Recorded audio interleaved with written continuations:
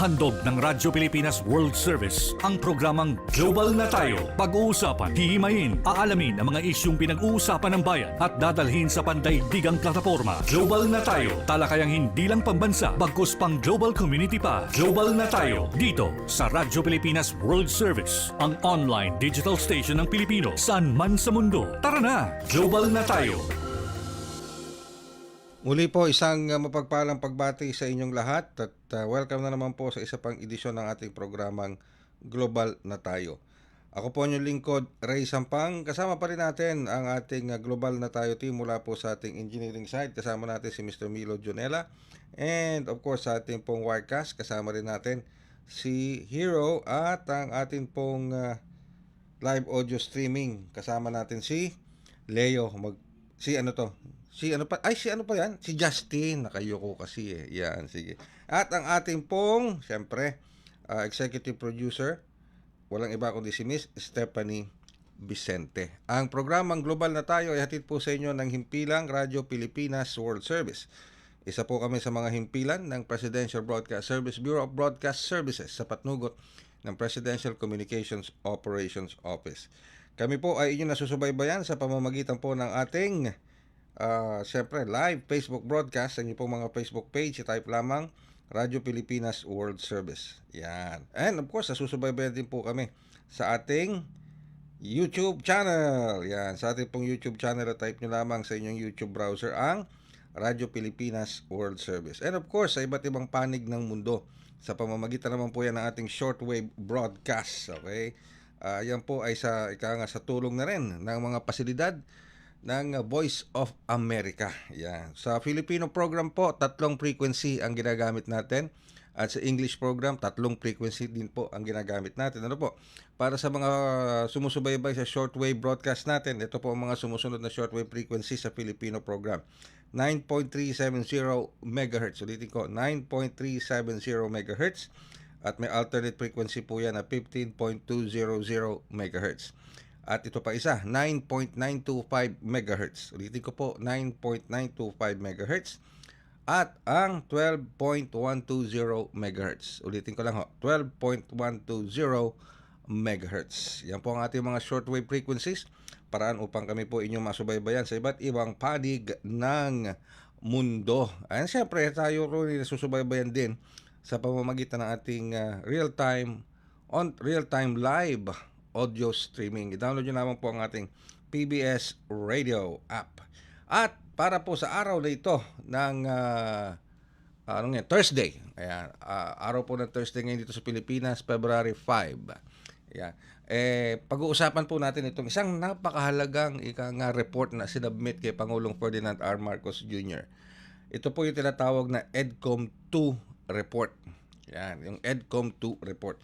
Sa mga kababayan nating overseas Filipino workers na nakikinig ngayon at yung ating Filipino diaspora, lalo na yung ating mga OFWs na may mga pamilya dito na naiwanan sa bansa at sinusuportahan po ninyo through your remittances yung pag-aaral ng inyong mga anak at lalo na kung ang inyong pong mga anak ay nasa primary level pa lamang, meaning nasa elementary o yung K-12, di ba? Grade 2, 3, 4, 5, 6, ganyan, 7.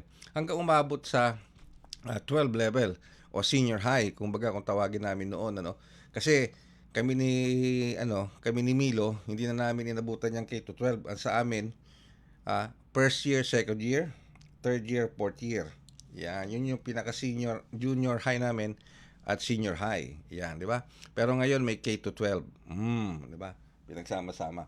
Anyway, importante pong malaman nyo ito kasi itong EDCOM 2 report na ito na sinubmit kay Pangulong Ferdinand R. Marcos Jr. will address yung pong mga problema sa edukasyon, lalong-lalo na dito po sa primary level dahil maralaman nyo naman po, marinig naman po ninyo na nitong mga nakalipas na buwan, nakalipas na linggo, may mga lumabas na pag-aaral na medyo humihina yung reading comprehension at iba pang mga skills ng ating mga mag-aaral sa kanilang pag-aaral. Meron pa nga pong report na nagsasabi na napakababa ng reading comprehension maging yung mga math skills ng ating mga gumagraduate sa K-12, lalo na pagsampa ng college, medyo nagkakaroon na sila kagad ng problema.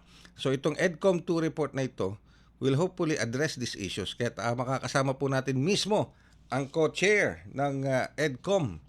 Walang iba kundi si Congressman o Representative Jude Asidre ng Tingog Party List Representative at EDCOM co-chair. Magandang araw po, Congressman o Representative Jude Asidre. Si Ray Sampang po ito sa programang Global na Tayo. Magandang umaga, Sir Ray. No? Magandang umaga din sa lahat na nakikinig sa ating ngayong oras. Thank you very much po, Congressman Asidre, Kong Jude, sa pagpapaunlak po sa aming programa. Napaka-importante po nitong pag-uusapan natin sapagkat this entails the future ng ating mga mag-aaral, the next generation of Filipinos na sumasailalim sa educational system dito po sa Pilipinas. Ano po ang importansya at relevance nitong EDCOM 2 report na sinabit po ninyo o ng inyong committee kay Pangulong Marcos Jr.? Napakahalaga no, ng report na inabot natin kasi basically it's our blueprint para ayusin ang educational crisis na hinaharap natin bilang isang bansa. Kung maalala nyo, 3 years ago nung nagsimula kami ng EDCOM, isa sa mga nakita natin, unang nakita natin na may hinaharap tayong learning crisis. Ano ba ito? Ito yung proficiency collapse kung tawagin. Nakita sa pag-aaral na 30% ng mga grade 3 students ni hindi natin makabasa or hindi ma-solve ang mga angkop na mathematical problems. No? So, nakita natin na habang tumataas sila, mas lalo pa itong lumalaki. In fact, by grade 12, parang talagang napapag-iwanan sila. So, itong report natin, ito ay ang magiging operational roadmap natin. Paano ba ayusin ng gobyerno, lalong-lalo ng ehekutibo, kasama ang suporta ng lehislatura, para magkaroon ng kumbaga unified game plan para ma-address ang mga problema. Na maging mas, kasi sa ngayon, isa sa problema natin yung pagka-fragmented din ng educational system. Paano natin by way of working together ay magkaroon tayo ng central guide for educational reform. Yeah. So nabanggit po niyo yan, ano po, Kong Jude. Pero sa paanong paraan? Sa paanong paraan po makakatulong matugunan ng EDCOM 2 report yung nakikitang yung nga po pagbagsak o paghina ng learning proficiency ng ating mga estudyante, reading comprehension, kasama na yung critical thinking, math, medyo talagang sumasadsad eh. Paano po may apply itong EDCOM 2 report? Well, ang isa, mapili lang ako ng isa, no? Napakaraming interventions na i-identify, pero yung pinaka-practical. Balik muna tayo doon sa unang years of learning. Tawag nating mga foundational skills, yung itinuturo mo lang kinder hanggang grade 3. Kasi doon talaga na pag-iwanan talaga sa pagbabasa, sa reading comprehension, sa numeracy, sa edad na yon, hindi talagang mas malaki ang posibilidad na mas lalo silang sumadsad habang tumataas sila sa educational system, umaakyat sila sa educational system natin. So kasama din po dyan ang pagpapaayos pa ng ating curriculum. Pangalawa, yung training ng ating mga teachers. Napakalaki po yun. Tapos, ang isa pa yung mga interventions na talagang nagre-responde sa mga mas urgent na pangangailangan katulad ng kakulangan ng libro, kakulangan ng classroom, para mas maibigyan ng sapat at angkop na mga tools ang ating mga estudyante sa kanilang pag-aaral. Isa din na pinupush natin sa report natin, wag nang i-tolerate itong ginagawang practice ng mass promotion. Kung saan ang mga estudyante pinapapasa lang kahit medyo nahirap pa rin sa inaasahang mga kasanayan na angkop sa grado nila. Kaya yan, sa tingin namin, yan po ang isang rason bakit yung ating mga estudyante ay parang hindi handa para sa kasanayan na kinakailangan sa mga higher years sa pag-aaral. Mm. Kaya napakaraming interventions, pero sinusubukan natin na dapat one step after the other. Okay. From foundational skills hanggang sa mga promotion policies natin. Nabanggit po niyo yung mass promotion, ano?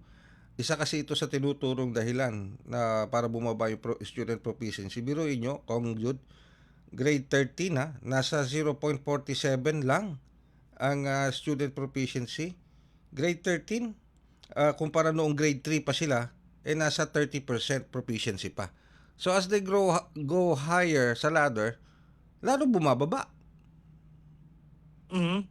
So ito ba yung resulta Siyempre, ng mass promotion na sinasabi, maski na hindi ka hindi ka proficient sa reading, hindi ka proficient sa math, hindi ka proficient sa critical thinking, may sabi na nating silent rule na hindi mo pwedeng ibagsak yan. Kailangan mong i-promote yan sa second grade. Yun ang nagiging malaking contributor. yes, kasi sa mga nakaraang mga taon, although hindi man siguro ito ang intention, no, ng ating lalo na ng DepEd, no, may mga instances kasi, Sir Ray, na ang mga eskwelahan, lalong-lalo na sa performance-based nila na incentives, no, naka-angkla to kung may zero dropouts o walang may nabagsak. Mhm. So unintentionally, ang nangyari dito, na-pressure ang ating mga teacher na ipasa na lang ang lahat. No. 'Di ba? Kasi kung doon naman kung ang mga teachers naman natin, sila po ay ini-evaluate on the basis kung ilan ang nag-drop out or ilan ang nabagsak sa mga klaseng kanilang pinagtuturuan, ito lang hindi may iwasan na ma-pressure ang mga teacher natin na ipasa na lang ang lahat. Kaya nga, kasama din sa recommendation natin, dapat hindi doon nakaangkla ang performance ng mga teacher. Hindi naman dapat sabihin na lang natin na papanish ang ating mga teacher sa pagbibigay ng bagsak na grado kung yan naman talaga ang grado ng bata. Yes. Totoo naman. Ano po. Pero sa part naman po ng support para sa ating mga teachers, sa ating mga guro. Ano po ang inaalay nitong EDCOM 2? Paano sila masusuportahan? Well, yung pinakamalaki natin, pinaka-significant nating pinupush, no, yung maliban sa pagsisigurado na ang ating mga teachers ay hindi na masyadong okupado dun sa mga tinatawag nating administrative functions, no, para maka-focus na talaga sila sa pagtuturo. Kasi ang teacher, Sir Ray, hindi lang sila nagtuturo, sa totoo lang, nagpapatakbo sila ng eskwelahan, may mga programa silang hinahawakan. So ang gusto natin, mas nakafocus sila sa pagtuturo. So yun, pagbabawas ng administrative function, pero meron din tayo, lalong-lalo na sa teacher training. Kasi ang nangyayari, dahil sa kakulangan minsan natin ng teacher, kahit kung ang major ng teacher na yun ay, sabihin na lang natin, culture or arts, sa kakulangan ng teacher, minsan kinukuha natin maging science teacher Diba? Sa mga high school, sa mga elementary school.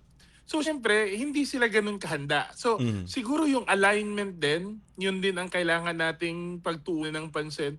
Nandiyan din yung nasimulan na natin, yung career progression na naging tas na. Ito yung, kung magaling talaga, kasi sa promotion ng teacher, Sir Ray, ang nangyayari, after mo maging teacher 3 or master teacher 2, either ang pamamaraan lang para ka ma-promote ay maging principal or maging head teacher. Okay.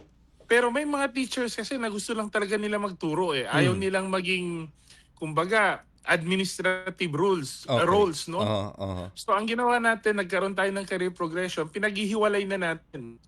Sino yung mga teacher na mapupunta sa school management at sino yung mga teacher na magpapatuloy na magtuturo sa classroom. Okay. So parang meron silang choice on how to further their career sa education. Yes po. Okay. Ang gusto natin kasi walang teacher na magre-retire na hindi lang naman nakakaangat. Mhm. Mhm. Pero kung Jude, itong EDCOM 2, naka-focus ito sa government education system. Hindi ito ika nga naka-focus sa private educational system. Hindi ho, ang ating EDCOM 2 ay naka-focus sa kabuuan ng ating educational Okay. system. Alright. Kasi ang ating mga private schools, kaya nga ho meron kaming mga proposal for complementarity, ay hindi natin mapagkakaila, Sir Ray. Sila din ay kasama natin sa ating educational system. Lalong-lalo na sa kolehiyo, kalahati ng ating mga estudyante nag-aaral sa mga private schools. Mhm. Mhm. Alright. So, ibig sabihin, kung Jude, para lang po sa kaalaman ng mga nakikinig at nanonood sa atin, even in the private school system, nakita na rin yung kahinaan dito sa reading comprehension at critical thinking at sa math? Hindi naman ho sa lahat, pero meron ding pagkakataon na kahit sa mga private schools Mhm. ay hindi rin makahabol Mhm. dun sa inaasahang kasanayan sa edad na yon. Ay nakikita ho to sa mga PISA results natin. Ah, talaga hong medyo malaki-laki ho talaga ang trabahuin natin. Hindi naman ho sa lahat ng private schools, pero Mhm. meron din hong mga private schools kung saan medyo laggard ang ating mga estudyante. Alright. Ngayon, correct me if I'm wrong, Kong Jude, dito sa EDCOM 2, nakapaloob yung 10-year National Education and Workforce Development Plan, ano? 2026 to 2035. Ito po ba yung pagtugon din sa, of course, sa physical at mental challenges ng mga kabataang mag-aaral tulad ng stunting sa early years nila na nauuwi sa neurological damage, Kong Jude? Yan, isa sa maganda no, na ginawa natin sa Race EDCOM is talagang pinuntahan natin ang ating mga estudyante, mga guro, at mga magulang kung saan sila naroroon. At nakita natin doon na hindi lang talaga yung sabihin na lang natin yung pag-aaral itself, no, yung classroom needs, yung needs ng curriculum, pero Mm. nakita natin na ang ating mga kabataan, lalo na kung sila'y gutom, sila'y sakitin, o hindi kaya emotionally unwell, mas mahirap sa kanila mag-aral. Mhm. Kaya nga ngayon, lalo-lalo na yung malnutrition at stunting, ay hindi na lang siya kinukonsidera na health intervention. It's also a learning interventions. Mhm. Mhm. Kasi almost 80% sa mahihirap na pamilya, mga kabataan mula sa mahihirap na pamilya, ay hindi nakukuha yung sapat na nutrients sa kailangan nila. Mhm. At Mhm. sa pag-aaral ng EDCOM, nakita natin na talagang ito po'y magre-resulta sa lifelong learning difficulties. Kaya nga po, pansin mo kung magkakaroon pagkakataon makita niyo yung EDCOM report, no? Pinapalakas natin yung investments natin sa early childhood care at sa Okay. nutrition. Mhm.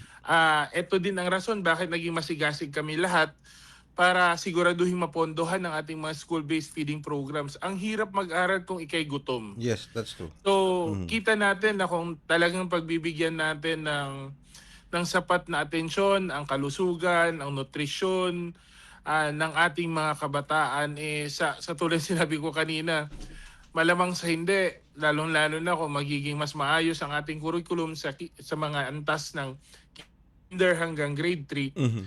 mas madali na sa kanila as they progress Mhm. sa mas mataas na mga year level. Alright.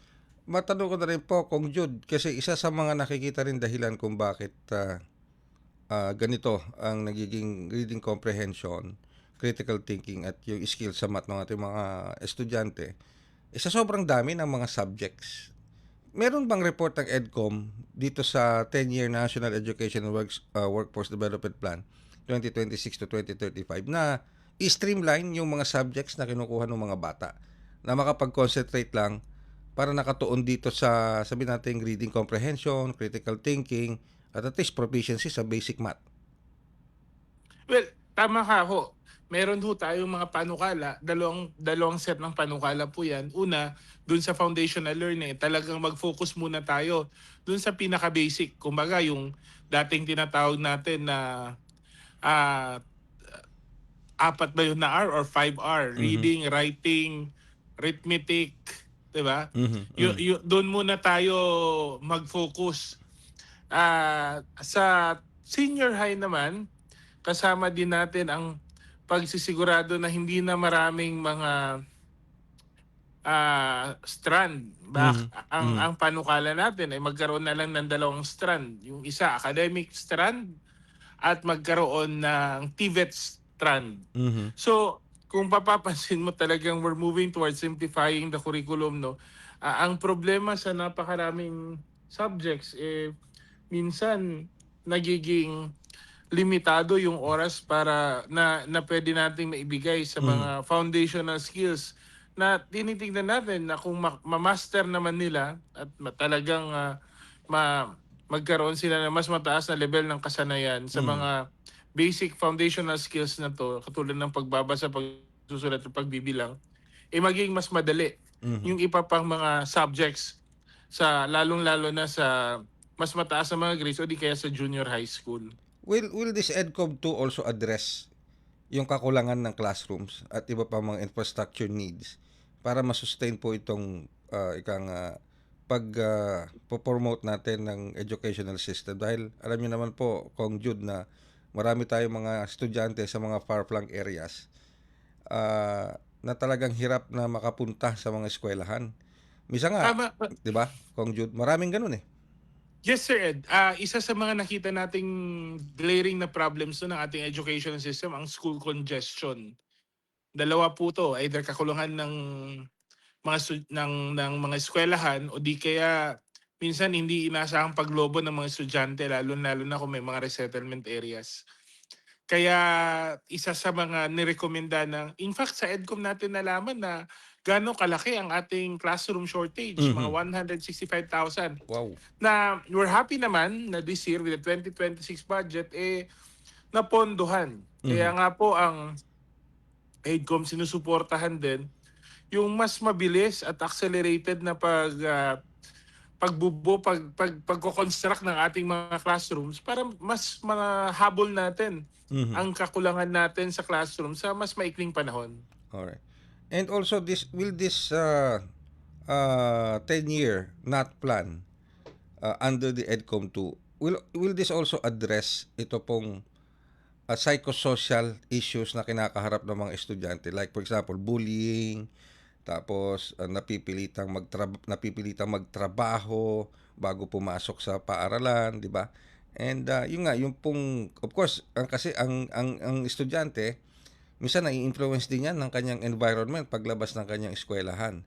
So mayroon din po bang part ng EDCOM 2 to address that issue? Meron tayong mga proposals, no, para sa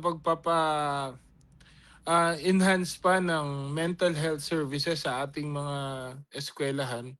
Ah, Bagamat hindi naman natin kayang tugunan ang kabuuan ng problema ng lipunan, no? In which like for example, yung kahirapan na eventually naglilimit sa choices ng ating mga mag-aaral.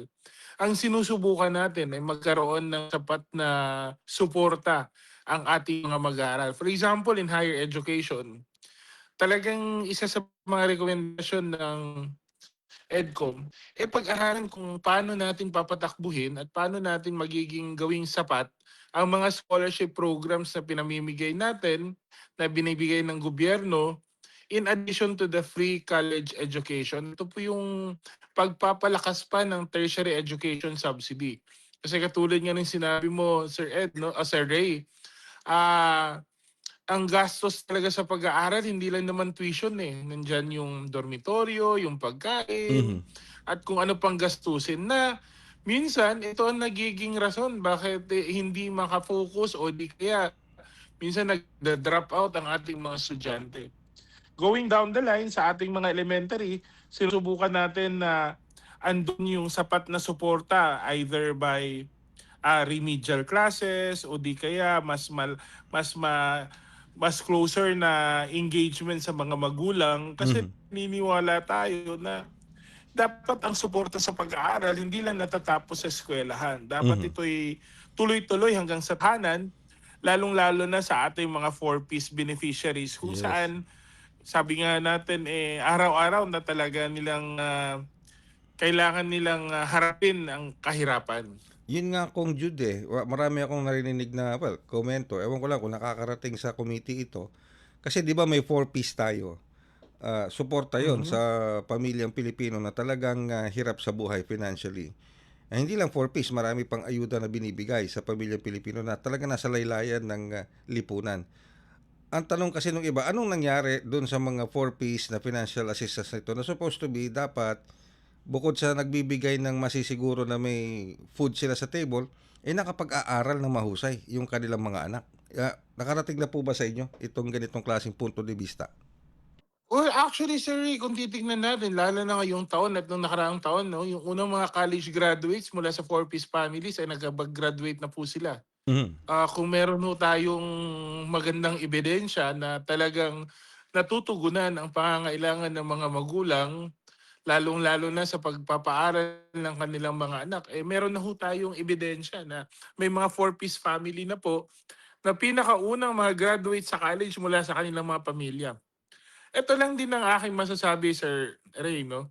Hindi ho kayang tugunan ng gobyerno yung kabuuan, 'di ba? Mhm. Ang pwedeng gawin ng gobyerno bigyan ng sapat na suporta pero kailangan din yung paalala ng mga magulang, Mhm. nandiyan din yung kanilang guidance, nandiyan din yung pagkikipagtulungan sa mga eskwelahan. Minsan malaking bagay din na naipapakita ng kanilang ng mga magulang ang kanilang kagustuhan Mhm. na makapagtapos talaga ang kanilang anak sa kanilang pagsali sa mga gawain sa eskwelahan. It requires a holistic answer or Mhm. holistic effort sa totoo lang ho, Sir Ray. Pero kung meron pa na ikakadagdag at natutuwa tayo ng ating majority leader, si Congressman Sandro Marcos, Mhm. kasama ho sa mga nagsusulong na pataasin ang benepisyo para sa 4Ps, lalo na sa healthcare at education, atin po itong susuportahan. Ang Mhm. caution lang ho natin, hindi lang ho hanggang sa incentives o hindi lang Mhm. ho hanggang sa assistance.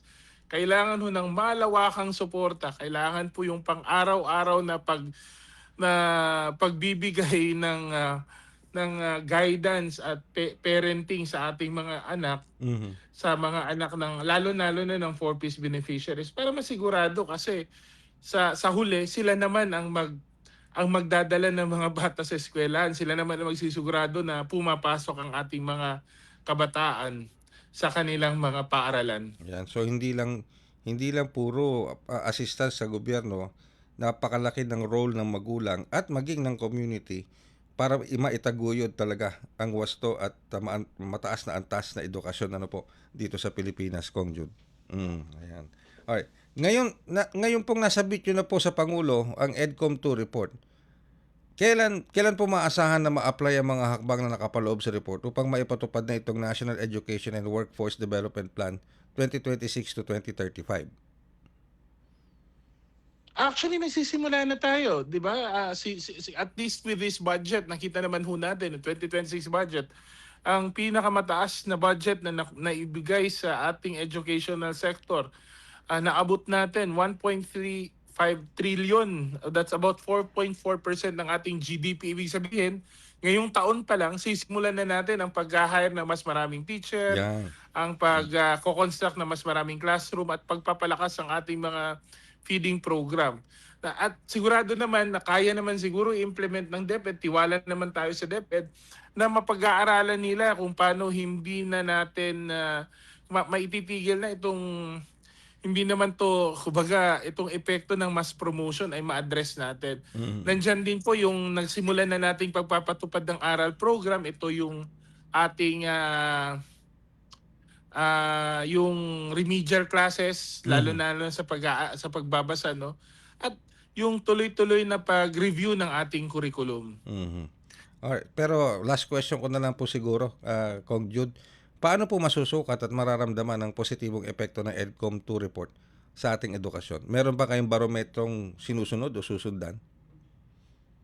Well, there are clear metrics and targets na kailangan namin i-hit na inilagay natin sa ating final report, no. Nandiyan yung National Achievement Test. Yun, malaki yun. So, may goal tayo doon na 90% proficiency by 2035. Mhm. Na gusto din natin makita ang level ng literacy at numeracy, yung pagbilang at pagbasa ng mga bata sa grade 3 So ngayon 48% lang ang nakakapagbasa. So gusto natin umabot ng 95% sa pagbabasa at gusto natin from 40% sa mathematical ability no maging 85% for grade 3. Mhm. At gusto natin may yung mga international exams katulad nung PISA, doon Yes. natin Yes. mababasa Mhm. ang progress natin. Pero on the other side, kailangan din natin aralan. For example, yung dropout rates, ilan talagang nakakapag-graduate, at ilan ang nagpro-proceed sa college o di kaya sa TESDA.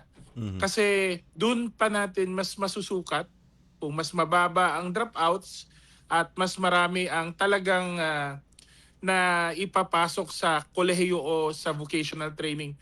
Pero hindi din tayo matatapos doon. Siyempre, yung mga problema katulad ng classrooms, no, kailangan talaga natin yan makita na talagang ma-hit natin yung target natin sa pagkokonsak ng ating mga classrooms. Alright. In the end, ang talagang malaking indicator nito, alam mo Sir Ray, is kung mas maraming mga Pilipino ang mas maganda ang trabaho. Mhm. They are more job ready, especially by the time that they graduate senior high. Yun Mhm. talaga ang goal natin, to make them job ready by grade 12 in 30 years. No? So talagang may solid na reading, writing, and critical thinking skills na yun. And hopefully that would also change the landscape of our colleges and universities kung saan talagang higher skills Mhm. ang pwede nating matutunan, lalong-lalo na sa kolehiyo at sa ating mga technical vocational education institutes. Oh, wow.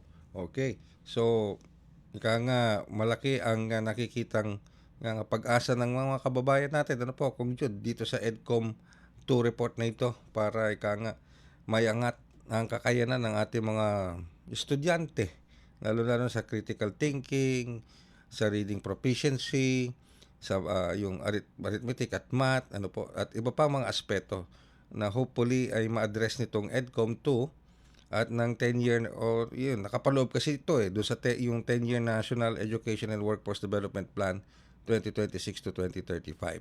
So, Kong Jude, siguro mensahe na lamang po ninyo sa ating mga kababayan na nakikinig at nanonood sa atin, particular yung ating pong mga overseas Filipino workers, sapagkat napapanood din naman po tayo at napapakinggan sa iba't ibang panig ng mundo kung saan meron tayong mga OFW. Syempre may mga anak yan na pinag-aaral dito sa Pilipinas, and I know they're also aware nitong mga studies na lumalabas hinggil sa proficiency ng mga yung estudyante dito sa Pilipinas. Mensahe po ninyo, Kong Jude. Alam mo Sir, talagang napakaraming problema at suliraning hinaharap sa ating educational system. Nandiyan yung mga classrooms, yung sinabi mo kanina. Pero may potential din ang ating education system sa Pilipinas. Napakalaki at napakalakas din ng potential natin. Nakikita natin sa Pilipinas yung mga magulang na nagsusumikap para makapagtapos ang kanilang mga anak. Nandiyan ang ating mga teacher na kawalang kabaguran na ginagawa ang kanilang tungkulin. Nandiyan ang mga estudyanteng bagamat may mga problema sa classroom, sa equipment, patuloy pa rin na nagsisikap na sila ay makapagtapos. Ang maganda ngayon, bagamat may problema, alam natin na nakita na natin ang extent ng problema at meron na tayong plano para gawin yon. At ang atin na lang ay lahat sa gobyerno, sa private sector, at sa bawat magulang, di ba?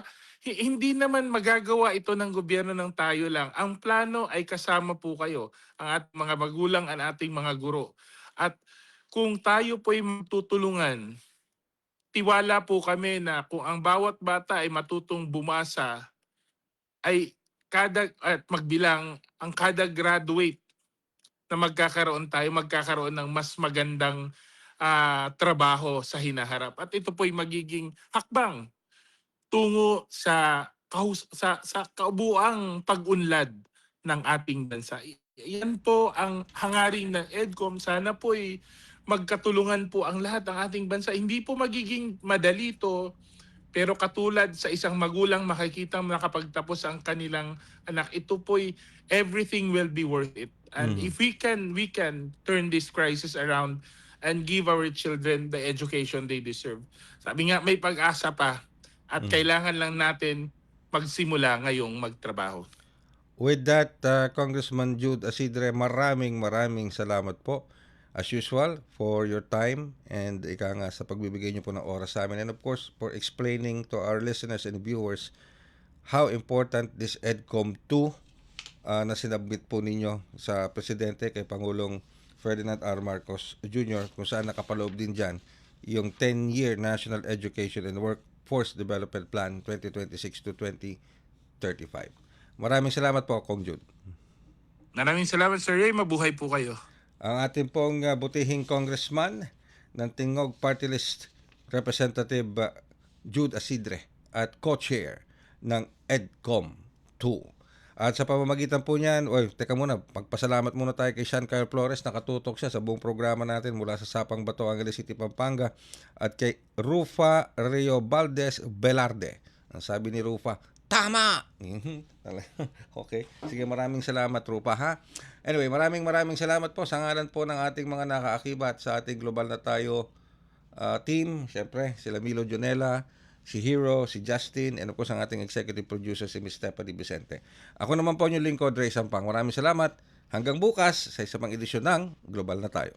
Handog ng Radyo Pilipinas World Service ang programang Global na Tayo. Pag-uusapan, hihimayin, aalamin ang mga isyung pinag-uusapan ng bayan at dadalhin sa pandaigdigang plataforma. Global na Tayo, talakayang hindi lang pambansa, bagkus pang global community pa. Global na Tayo, dito sa Radyo Pilipinas World Service, ang online digital station ng Pilipino saan man sa mundo. Tara na, Global na Tayo.